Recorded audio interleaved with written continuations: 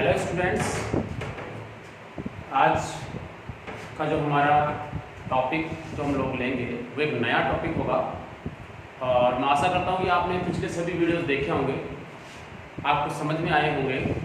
फिर भी मैं आपसे ये कहता हूँ, अगर आपको कोई भी चीज़ समझ में नहीं आती है या कहीं पे कोई प्रॉब्लम आती है तो आप मुझे कमेंट बॉक्स में कमेंट करके लिखें, उसका सॉल्यूशन हो जाएगा। आज हम लोग एक नया टॉपिक स्टार्ट करने जा रहे हैं और उस टॉपिक का नाम है इलेक्ट्रिक फील्ड।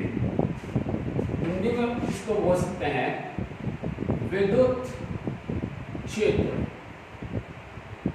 विद्युत क्षेत्र, राइट। तो इलेक्ट्रिक फील्ड बेसिकली क्या होता है, इसको आप ऐसे समझ सकते हो जैसे हमने ग्रेविटेशनल फील्ड पढ़ाया कि एक मास होता है, उस मास के चारों तरफ एक ऐसा एरिया बन जाता है, एक ऐसा फील्ड बन जाता है जहां पे किसी भी टेस्ट मास को हम जब लेके आते हैं तो वो एक फोर्स का अनुभव करता है। तो हम कहते हैं कि इस मास के चारों तरफ एक फील्ड है जिसको हम ग्रेविटेशनल फील्ड कहते हैं। ठीक उसी तरह चार्ज के चारों ओर भी एक फील्ड बनता है। वो जो फील्ड बनता है वो कौन सा फील्ड होता है? इलेक्ट्रिक फील्ड होता है। ओके, बट वो इलेक्ट्रिक फील्ड हम लोग कैसे डिफाइन करें, और इसके अलावा क्या ये इलेक्ट्रिक फील्ड स्केलर है, वेक्टर है? अगर ये वेक्टर है तो उस वाले केस में हम इसको बोलेंगे क्या? इन सब के बारे में हम लोग बात करते हैं। इंपॉर्टेंट टॉपिक है, ध्यान से सुनना। मैं इसको जीरो लेवल से स्टार्ट कर रहा हूँ। पहले आज के इस लेक्चर में इसकी बेसिक बातें होंगी, उसके बाद हम इसको अच्छी जगह पे, अच्छे क्वेश्चन पे लेके जाएंगे, राइट। ओके, तो देखिए समझिए। सपोज आपके पास एक charge Q, this charge is known as source charge. ये एक सोर्स चार्ज से काम करता है। ये कोई प्लस क्यू चार्ज है जिसको हम क्या बोलते हैं? Source charge.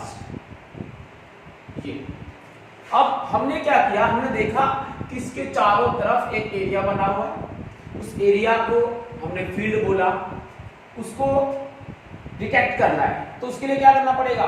यहाँ पे एक दूसरा चार्ज लाना पड़ेगा। तो हमने क्या किया, इसके आसपास पे यहाँ कहीं एक चार्ज लेके आए जो कौन है? Test charge.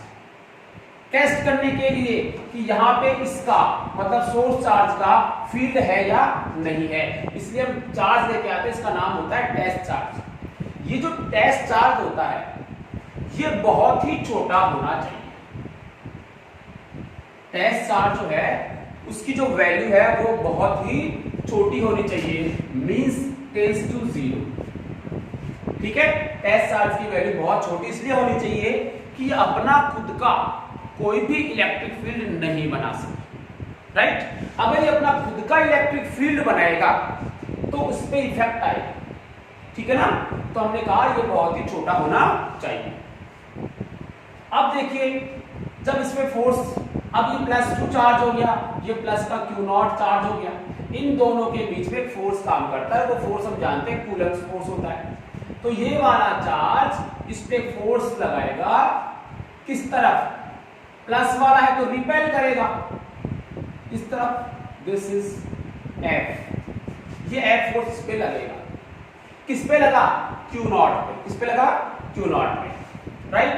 तो उस वाले केस में हम इलेक्ट्रिक फील्ड को डिफाइन करते हैं is equal to limit Q not tends to 0।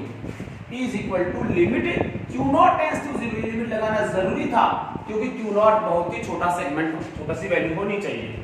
अब हमने बोला F upon Q not. F upon Q not.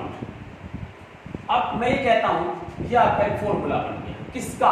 Electric field निकालने का फॉर्मूला, जिसमें ई को क्या बोला जाएगा? Electric field. एफ क्या बोला जाएगा? Electrostatic force. और क्यू नॉट क्या है? Test charge, right.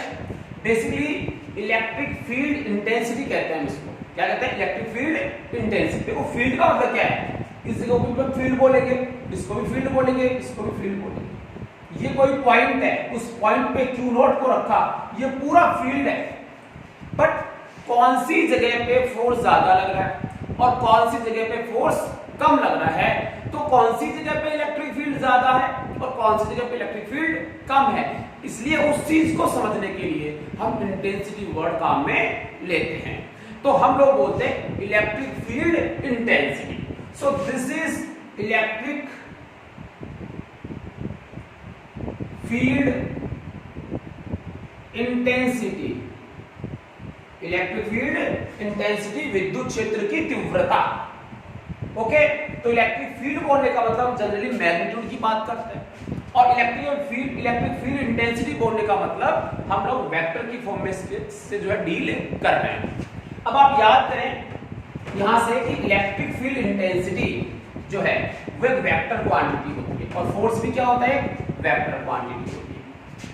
अब अगर E एक वेक्टर क्वांटिटी है तो आप देख रहे होंगे कि यहां नेगेटिव तो नहीं लगा हुआ, it means direction of electric field, इस पर्टिकुलर पॉइंट को मैं नाम दे रहा हूं P, इस पॉइंट पे फील्ड है बट उसकी डायरेक्शन किधर है, तो आंसर है इसके कारण बनने वाले इलेक्ट्रिक फील्ड की डायरेक्शन अलोंग द फोर्स होती है, अलोंग द फोर्स होती है। जिधर फोर्स की डायरेक्शन होती है उधर ही उस पॉइंट पे इलेक्ट्रिक फील्ड की डायरेक्शन होती है, राइट। तो यहां पे ये चीज आपको समझनी है, और देखो इसकी डेफिनेशन बनाते हैं। डेफिनेशन, इसकी डेफिनेशन जो आप बनाओगे वो क्या बोलोगे, हमने बोला if Q not is equal to 1, Q not is equal to 1 unit, मैं इसको यूनिट बोलता हूं, चलो यूनिट। अगर Q नॉट यूनिट हुआ उस वाले केस में हम लिखेंगे कि E is equal to F, E is equal to F। ये हम लिखा है इस चीज को शो करने के लिए, बेसिकली है क्या formula, E is equal to F upon Q not. Means ये हुआ कि E किसके इक्वल हुआ, F के इक्वल। कब हुआ, जब Q नॉट को क्या माना आपने, यूनिट। Q नॉट क्या था, positive test charge, positive test charge. So इसकी डेफिनेशन क्या बनेगी, तो आंसर है कि 1 यूनिट एकांक 1 यूनिट चार्ज पे लगने वाला इलेक्ट्रोस्टैटिक फोर्स ही क्या होती है, इलेक्ट्रिक फील्ड होता है। समझ में आ गई बात, it is a force exerted on a unit positive charge. तो आपने क्या लिखा, it is a electrostatic force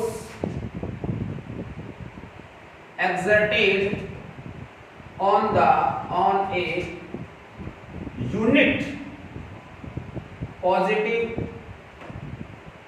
charge, unit positive test charge, sorry, test charge,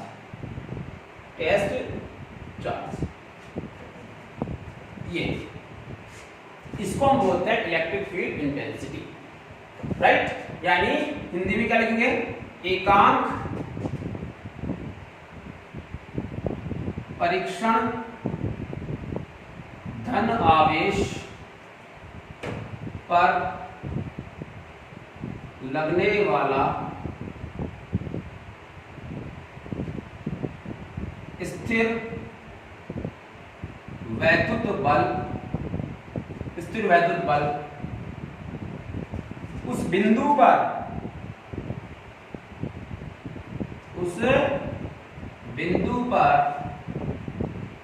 विद्युत क्षेत्र कहलाता है। ये हम इसको समझ सकते हैं, right. So direction of electric field at particular point P is along the F।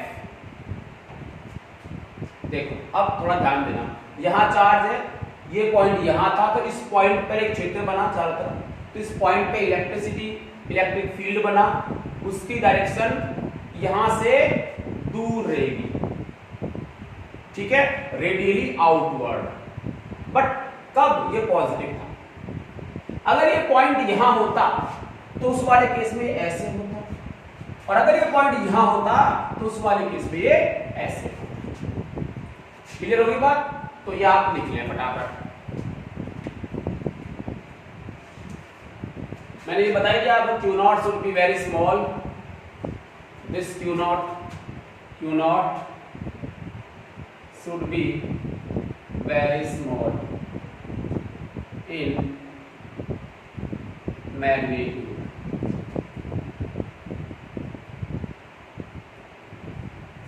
ये लिख लें आप।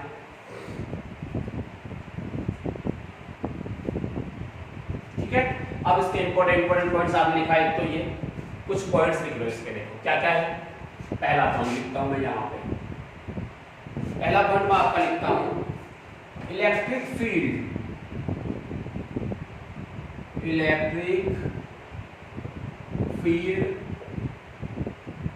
Intensity is a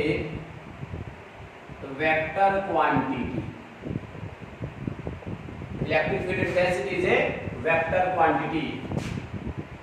Its direction is along the force. ये आपका एक पॉइंट हो गया।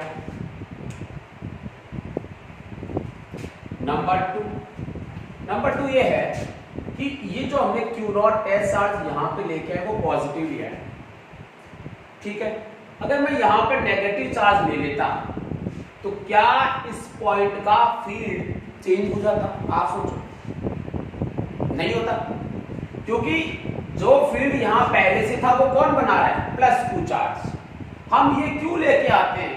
यहां टेस्ट करने के लिए, परीक्षण करने के लिए कि यहां कितना फील्ड बना हुआ है, तो उसलिए लेके आते हैं। तो अगर हम लोग Q नॉट की जगह पे -Q नॉट चार्ज लेते तब भी इस पॉइंट पे बनने वाले इलेक्ट्रिक फील्ड की वैल्यू में कोई चेंज नहीं आता, राइट। बट कितना सा डिफरेंस आता डायरेक्शन का, क्योंकि अगर यहां माइनस लेते तो यहां अट्रैक्शन का फोर्स लगता इस तरफ, और यहां इलेक्ट्रिक फील्ड की डायरेक्शन किधर जाती? Toward the source charge. ठीक है, तो क्या लिख सकते हैं हम लोग? इलेक्ट्रिक फील्ड इज इंडिपेंडेंट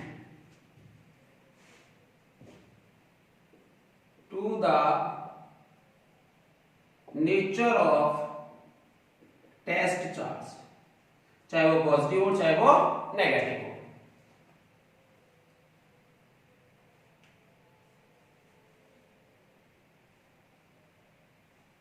लिख लिया होगा आपने? चलिए, ये बात किसकी भी? इलेक्ट्रिक फील्ड की। अब हम बात करते हैं कि यहां तो फील्ड निकालना पड़ा था और क्वेश्चन में हमें फोर्स निकालना पड़ेगा। तो फोर्स किसके कारण लग रहा है पहले तो सोचो। तो आंसर है फोर्स लगेगा इलेक्ट्रिक फील्ड के कारण। किसका लगा है फोर्स? इलेक्ट्रिक फील्ड के कारण।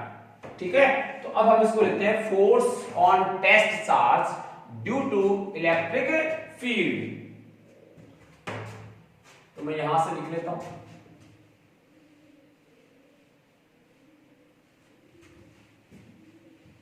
इसके आगे आप लिख लें इसको,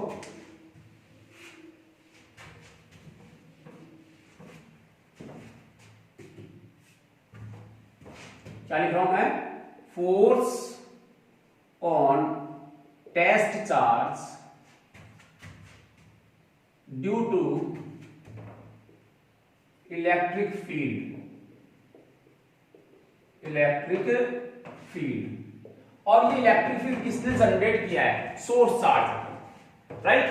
अब सोचिए, हम जानते हैं कि उसने मान लो सोर्स चार्ज ने ई मैग्नीट्यूड का एक इलेक्ट्रिक फील्ड जनरेट किया। So E is equals to force upon test charge Q naught. So F is equals to what? Q naught into E. Q naught into E. Very important, याद कर लें, very important है।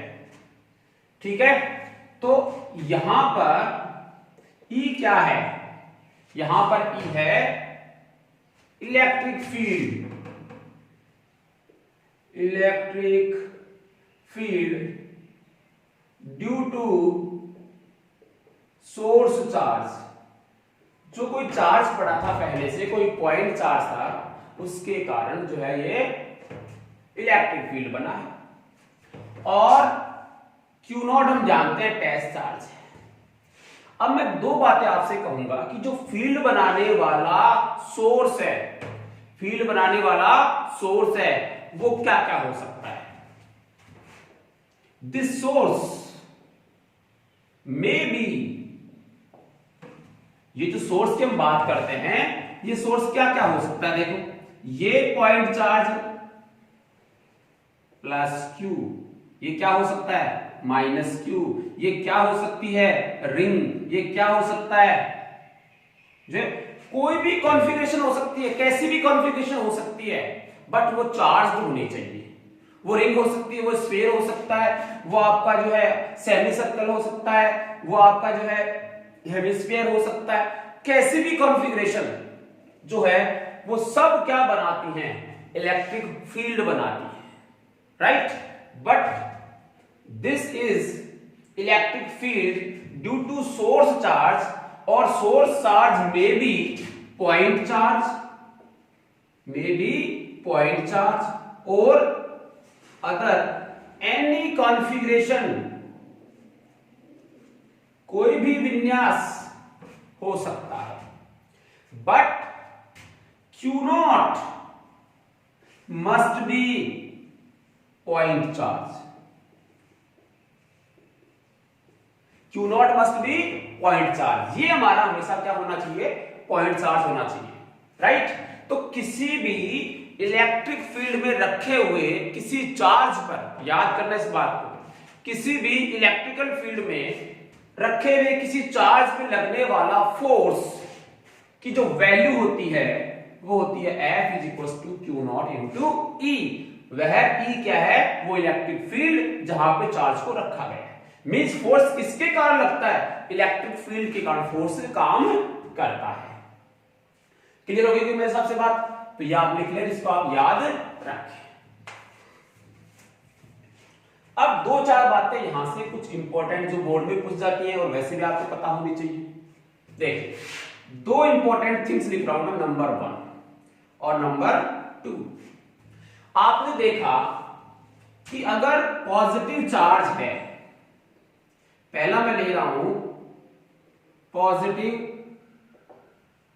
Charge, यानी आपका जो source है वो कैसा हो, पॉजिटिव चार्ज हो, और वो भी कैसा, पॉइंट मास हो। पॉजिटिव चार्ज पॉइंट चार्ज मान लेता हूं उसको मैं, पॉइंट चार्ज मान लेते हैं, ठीक है। मींस ये हुआ दिस प्लस Q, ये हमारे पास एक पॉइंट चार्ज है। इस पॉइंट चार्ज के कारण जो इलेक्ट्रिक फील्ड बनेगा वो इसके चारों तरफ बनेगा, इधर भी बनेगा, इधर भी बनेगा, इधर भी बनेगा, इधर भी बनेगा, इधर भी बनेगा, इसके अंदर भी बनेगा, उस तरफ भी बनेगा, चारों तरफ बनता है। इससे कोई डिस्टेंस ली हुई है, ये यहां कोई पॉइंट है P, ये पॉइंट यहां भी हो सकता है P, ये पॉइंट यहां भी हो सकता है P, और ये पॉइंट यहां भी हो सकता है P, कहीं भी एक पॉइंट P है।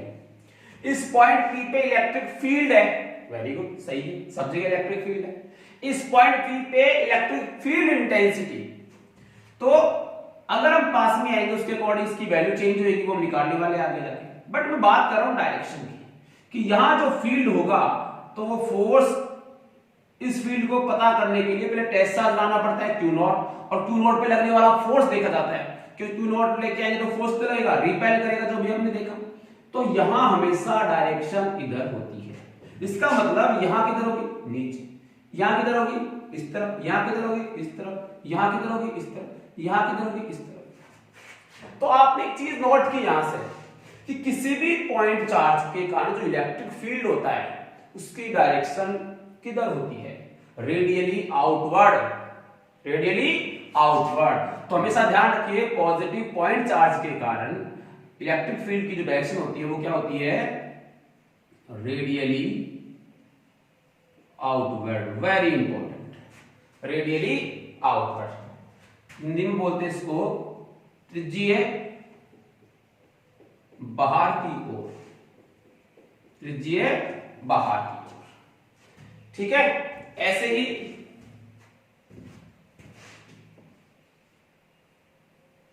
सेकंड, देखिए सेकंड क्या होगा, सेकंड बना लेता हूं मैं 4a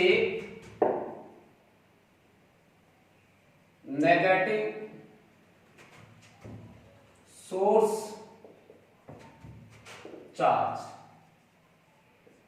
सोर्स चार्ज, राइट। उस वाले केस में पॉइंट से भी कोई मतलब नहीं है, आप समझ कैसे रख सकते हो, पॉजिटिव और नेगेटिव। तो नेगेटिव चार्ज वाले केस में आप लोगे -q ये, और अगर यहां पे इस किसी पॉइंट पे फोर्स लगेगा तो वो तो अंदर की तरफ लगेगा, तो उस वाले केस में इस तरफ अंदर की तरफ होगा। किसकी डायरेक्शन है ये, ई वेक्टर की। किसकी डायरेक्शन है ये, ई वेक्टर की, राइट। ये अंदर की तरफ होता है, हमेशा याद रखिए अंदर की तरफ रहेगा। तो इस वाले केस में आप क्या लिखोगे, रेडियली इनवर्ड, राइट। त्रिज्यीय अंदर की ओर, त्रिज्यीय अंदर की ओर। तो याद कर लिया हमने आज की बात कि प्लस चार्ज से हमेशा इलेक्ट्रिक फील्ड की डायरेक्शन बाहर की ओर होती है, माइनस चार्ज से हमेशा अंदर की ओर होती है, ये हमने याद कर लिया। लिखो भाई, लिखो फटाफट लिखो, देखो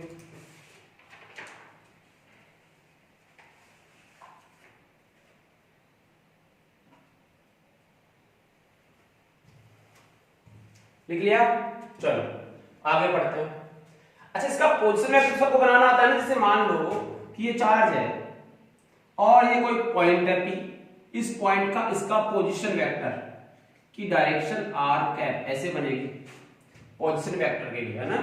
इसके लिए भी इधर ही बनेगी, कहीं उल्टा मत लिख देना। इसमें हम ये पोजीशन बता रहे हैं किसकी, P पॉइंट की, किसके रिस्पेक्ट में, Q के रिस्पेक्ट में, P पॉइंट की Q के रिस्पेक्ट में, ये पोजीशन बताएंगे, जबकि ये क्या बताएंगे, इलेक्ट्रिक फील्ड बताएंगे। ठीक है, ये इसकी कुछ छोटी मोटी बेसिक बातें हुई इलेक्ट्रिक फील्ड की। अब हम आगे स्टार्ट करते हैं छोटे छोटे डेरिवेशंस। देखो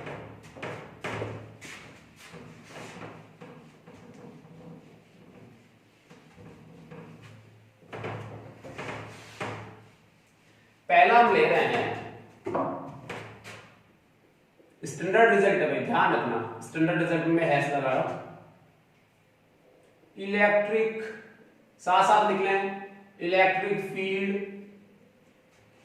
intensity due to a point charge, due to a point charge. आपको इलेक्ट्रिक फील्ड इंटेंसिटी बतानी है पॉइंट चार्ज के कारण, मतलब बिंदु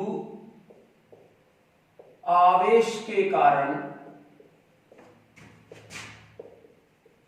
विद्युत क्षेत्र की तीव्रता। बोर्ड के अकॉर्डिंग बता रहा हूं पूरा, वैसे 1 सेकंड का काम है। देखो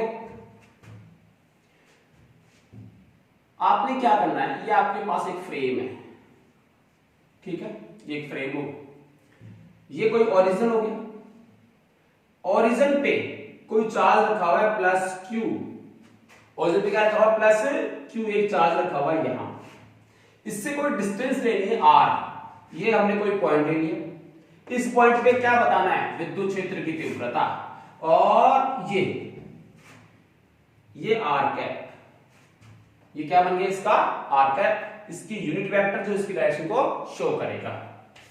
अब इस पॉइंट P पे क्या फाइंड आउट करना है, electric field intensity find out करना है। तो इसकी थ्योरी क्या लिख सकते हैं, अपने मन से लिख सकते हैं थ्योरी कंप्लीट।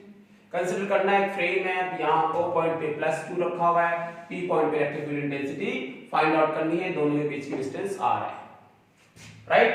तो इस वाले केस के अंदर हम जब क्वेश्चन सॉल्व करेंगे तो हमने पता है कि E का मान होता है F/Q0, मतलब किसी भी बिंदु पे अगर हम इलेक्ट्रिक फील्ड इंटेंसिटी निकालनी होती तो पहले वहां टेस्ट चार्ज रखना होता है, ये हमारी मजबूरी है। अगर वो रखेंगे नहीं तो हम क्या नहीं निकाल पाएंगे, इलेक्ट्रिक फील्ड इंटेंसिटी नहीं निकाल पाएंगे।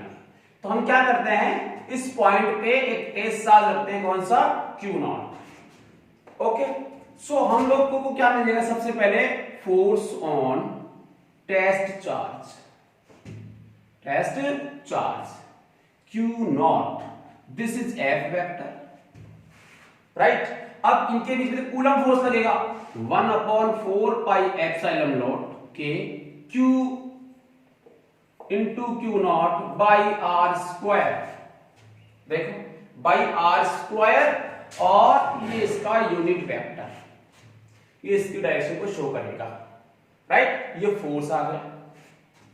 हमें क्या चाहिए, electric field intensity is equal to क्या होगा, F अपॉन क्यू नॉट। आपने लिखा 1/4πε0 Q into Q not by R square into R cap, upon में क्या आ जाएगा क्यू नॉट। क्यू नॉट से क्यू नॉट क्या हो जाएंगे, कैंसिल हो जाएंगे, और आपके पास क्या जाएगा क्या 1/4πε0 और Q by R square into R cap. This is vector form. Electric field intensity एमटीआर है, ढंग से याद कर लो, मुझे तो रट लो, लेकिन ये रट लो, ये आने वाले सभी टॉपिक्स में काम में आने वाला है। इसका मीनिंग क्या हुआ, तो सुन लो। इसका मीनिंग हुआ कि किसी भी चार्ज, किसी भी पॉइंट चार्ज से आर डिस्टेंस पे, किसी भी पॉइंट चार्ज से आर डिस्टेंस पे जो इलेक्ट्रिक फील्ड बनता है वो हमेशा होता है K Q by R square. ये तो वैल्यू के की हो गई, तो K Q by R square, ये इसका मैग्नीट्यूड, ये इसका क्या है, मैग्नीट्यूड है। और कुछ लिखना चाहे देखो, यहां तो ये भी लिखा जा सकता है 1/4πε0 Q by R cube into R cap. समझ गए क्या, आर कैप, ये तो सब जानते ही हो, ये मैंने रखा तो ये भी रखा जा सकता है, इसमें भी कोई बुराई नहीं, ठीक है। बट न्यूमेरिकल सॉल्व करने के लिए, ये मैंने बोर्ड के अकॉर्डिंग बताया, आप इसकी थ्योरी लिख सकते हो, बट न्यूमेरिकल सॉल्व करने के लिए मैं फिर से बोल रहा हूं, मैग्नीट्यूड की बात करूंगा मैं। किसकी, मैग्नीट्यूड। यहां जो मैग्नीट्यूड की हम बात करेंगे वो कितना हो जाएगा, के, इसको के लिखोगे Q बाई आर। देखो मैं पहले भी कह रहा था, क्या यहां पे Q नॉट आ रहा है, नहीं आ रहा। इसका मतलब इस Q ने जो भी इलेक्ट्रिक फील्ड बनाया होगा वो इस पर डिपेंड ही नहीं करता, ये तो केवल टेस्ट करने के लिए हम इसको यहां लेके आते हैं। तो ये Q ये वाला लिया जाता है और इन दोनों के बीच की डिस्टेंस ये ली जाती है, ये इसका क्या है, magnitude, K Q by R square. Clear होगी बात, ये E बन जाएगा इसका। डायरेक्शन के लिए हमने यूनिट वेक्टर लिख दिया, ये हम कर सकते हैं, ठीक है। और देखो अब यहां से हमें एक बात समझ में आती है, क्या समझ में आता है कि जो इलेक्ट्रिक फील्ड का जो मैग्नीट्यूड है वो आर स्क्वायर के इनवर्सली प्रोपोर्शनल है, आर स्क्वायर के इनवर्सली प्रोपोर्शनल है। अगर आप आर को इंक्रीज करोगे तो ई क्या होगा, decrease. It means R increase E decrease, और आर डिक्रीज ई इंक्रीज। यहां से जैसे जैसे डिस्टेंस बढ़ाओगे वैसे वैसे ई डिक्रीज होगा। किस फॉर्म में होगा, आर स्क्वायर की फॉर्म में होगा। इसका मतलब ये हुआ कि चार्ज के पास में तो इलेक्ट्रिक फील्ड ज्यादा होता है, और चार्ज से दूर जाएंगे तो इलेक्ट्रिक फील्ड कम हो जाएगा। यहां से ये बात हमें क्लियर होती है, तो ये आपको एनी टाइम याद रखना है। फिर कह रहा हूं,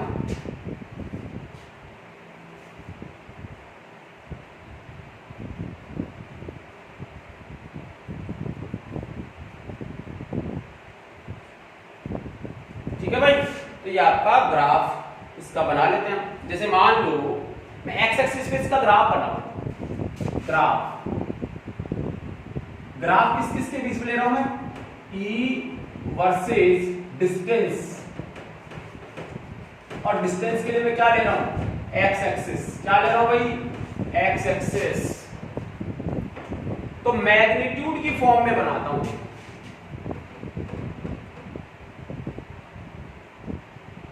चलो कंप्लीट बना लेते हैं। इसको मैं हटा रहा हूं, फटाफट आप पॉज करके एक बार इसको लिख लें।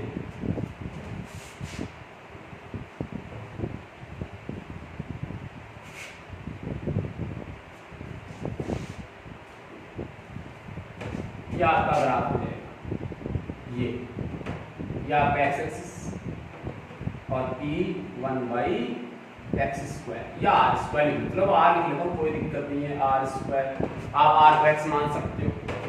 इस तरफ क्या ले रहे हैं, ई का मैग्नीट्यूड, इधर क्या ले रहे हैं एक्स या फिर आर, ऐसे बना सकते। और इसको पूरा वेक्टर की फॉर्म में बनाओगे, पूरा वेक्टर की फॉर्म में, तो उस वाले केस में इन सबको वेक्टर की फॉर्म में इधर भी बनेगा, इधर भी बनेगा, इधर भी बनेगा और इधर भी बनेगा, वो प्लस और माइनस पर डिपेंड करता है। तो जो भी इस रूप में आप पढ़ते हो उसको देखेंगे आपको समझ में आ जाएगा, तो वो अपन बना सकते हैं। ठीक है, ये हो गया अपना। अब काम की बात फिर से सॉल्व करते हैं क्वेश्चंस कुछ, कि इलेक्ट्रिक फील्ड में क्या सुपरपोजिशन प्रिंसिपल लगता है, तो आंसर है यस, आंसर है यस। इट मींस अगर आपके पास दो चार्ज, दो से ज्यादा चार्ज सिस्टम हो चार्जेस का, और फिर कोई पॉइंट बोले कि इस पॉइंट पे इलेक्ट्रिक फील्ड बताइए, तो आप फटाफट कौन सा प्रिंसिपल लगाओगे, सुपरपोजिशन प्रिंसिपल अप्लाई कर दोगे, उसका आंसर निकालोगे। और सुपरपोजिशन प्रिंसिपल आप लोगों को आता है, ठीक है, क्योंकि वो मैंने पहले वीडियो लेक्चर के अंदर आपको बता दिया है। वैसे बहुत से क्वेश्चन के, जितने भी फोर्स के हमने क्वेश्चन किए हैं, कूलम्स लॉ के जितने भी क्वेश्चंस किए हैं, उन सब में हम लोग उस पर्टिकुलर पॉइंट पे इलेक्ट्रिक फील्ड भी निकाल सकते हैं। इसलिए मैं बहुत ज्यादा क्वेश्चन लेके केवल एक या दो एग्जांपल लेके इसको सॉल्व करके आपको बताता हूं कि इलेक्ट्रिक फील्ड में सुपरपोजिशन कैसे लगेगा।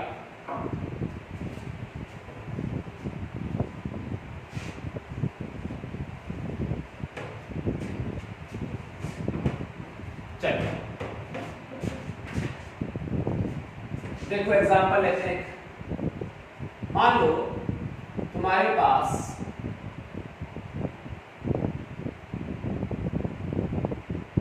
षटभुज है, ये पॉलीगन,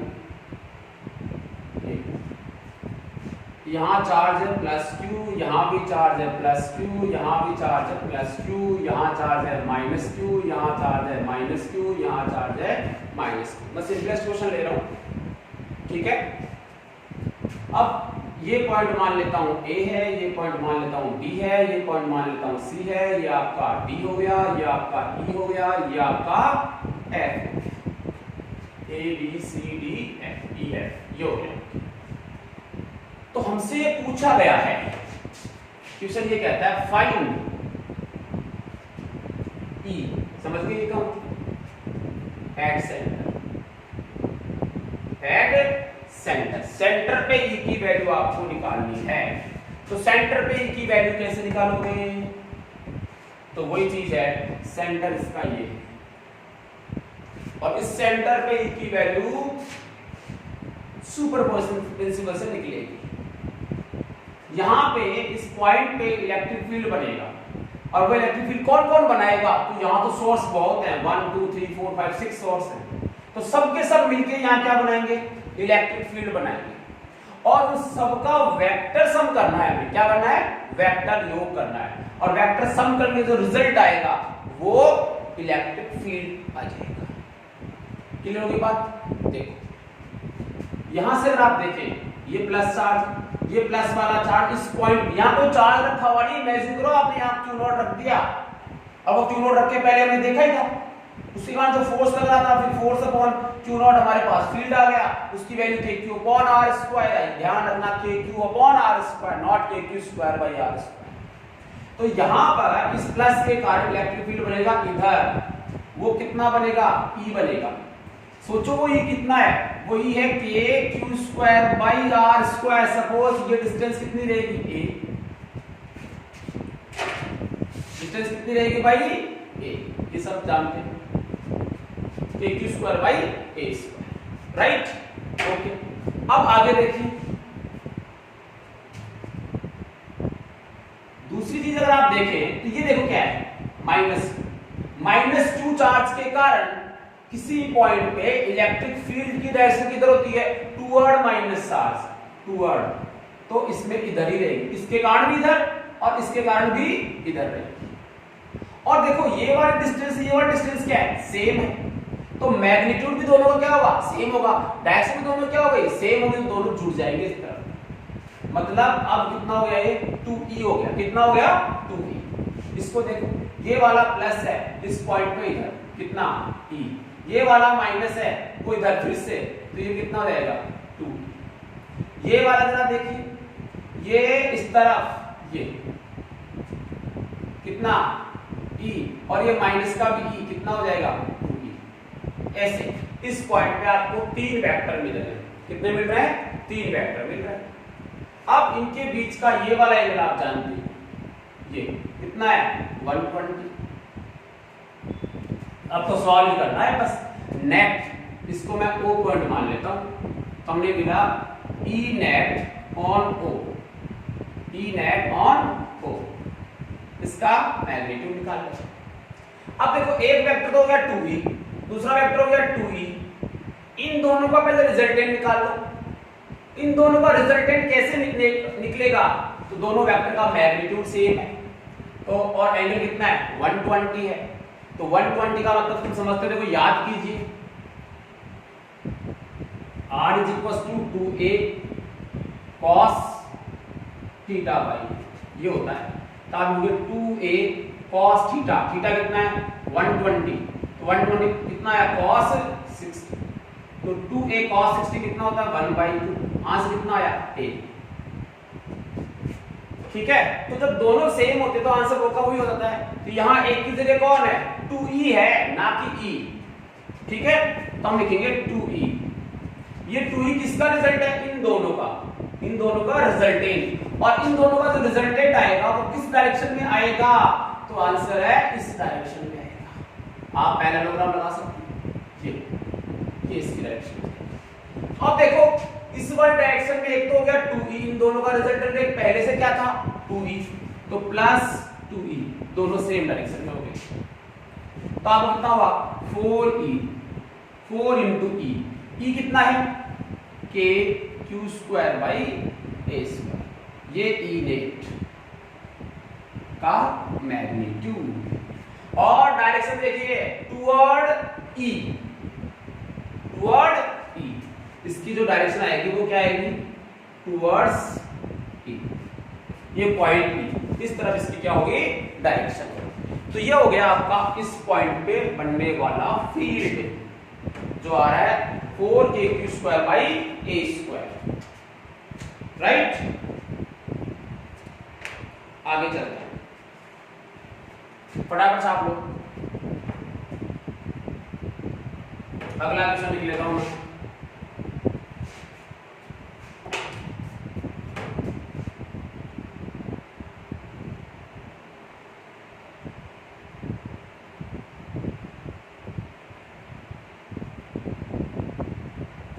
फाइंड E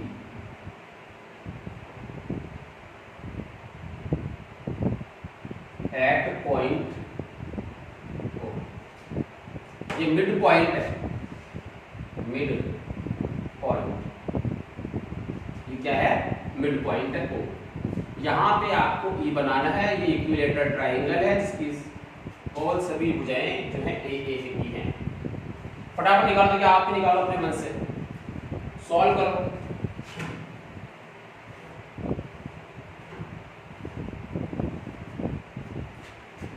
सॉल्व करो, पहले पॉज करके खुद सॉल्व करो भाई। आपके पास एक इक्विलेटरल ट्रायंगल है और उसकी किसी भी साइड के मिड पॉइंट पे, किसी भी साइड पे, मैंने यहां लिख दिया वो पॉइंट, किसी भी साइड के मिड पॉइंट पे आपको क्या निकालना है इलेक्ट्रिक फील्ड निकालना है। तो उसके लिए इलेक्ट्रिक फील्ड कैसा होगा, किधर होगा, कितना होगा, आपको निकालना है। बड़ा सिंपल, देखो भाई सोल्व करता हूं मैं। ये वाला चार्ज इस पॉइंट O पे इलेक्ट्रिक फील्ड बनाएगा, यस। किधर बनाएगा, बाहर की तरफ, इस तरफ। ये वाला चार्ज इस पे बनाएगा, वो किधर बनाएगा, इधर बनाएगा। Suppose this is E1, this is E2, ये दो चार्ज, दोनों फील्ड बनाएंगे। अब ये डिस्टेंस सेम, ये डिस्टेंस सेम, तो KQ/R² के हिसाब से ये भी Q है, ये भी Q है, दोनों का मैग्नीट्यूड भी क्या होगा सेम, डायरेक्शन दोनों की क्या है अलग अलग। मतलब ये हुआ कि E1 वेक्टर और E2 वेक्टर इक्वल है मैग्नीट्यूड में, बट डायरेक्शन क्या है अपोजिट। इट मींस ये दोनों आपस में कैंसिल हो जाएंगे। इसका इलेक्ट्रिक फील्ड ये वाला कैंसिल कर देगा और इसका इलेक्ट्रिक फील्ड ये वाला कैंसिल कर देगा, तो ये तो कैंसिल हो गया। अब यहाँ और भी तो होंगे सुपरपोजिशन के अकॉर्डिंग। ये वाला जो है यहां एक इलेक्ट्रिक फील्ड बनाएगा ई डैश, मान लेता हूं उसको। तो रिजल्टेंट तो ई डैश ही हुआ ना, और ये डिस्टेंस कितनी है निकाल लेता हूं। सपोज दिस इज एक्स, ठीक है, ये एक्स हम निकाल सकते हैं। तो देखो भाई, ये टोटल ए थी, तो ये कितना हो गया a बाई 2, और ये कितनी है a, तो यहां देखिए a square is equal to क्या होगा a square by 4 plus x square. So x square कितना बना a square minus a square by 4, तो 4a square minus a square कितना हुआ 3a स्क्वायर बाई 4। ये एक्स स्क्वायर की वैल्यू मिली, इसकी मिली एक्स स्क्वायर की वैल्यू, और ये डिस्टेंस हमें चाहिए। तो हमारा फॉर्मूला क्या होता है, पॉइंट चार्ज के कारण किसी डिस्टेंस पे इलेक्ट्रिक फील्ड का formula K Q by R square. तो K Q by R square, R कौन है एक्स, एक्स स्क्वायर, तो आपने लिखा के क्यू बाई एक्स स्क्वायर कितना है 3a स्क्वायर बाई 4। सही लिख रहा हूं क्या मैं, 3a स्क्वायर बाई 4, ठीक है। तो ये आ जाएगा इलेक्ट्रिक फील्ड।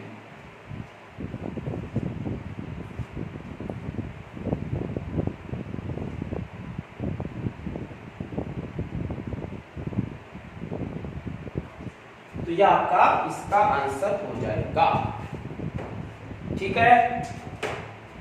ओके, तो हम इसको बोलेंगे इलेक्ट्रिक फील्ड।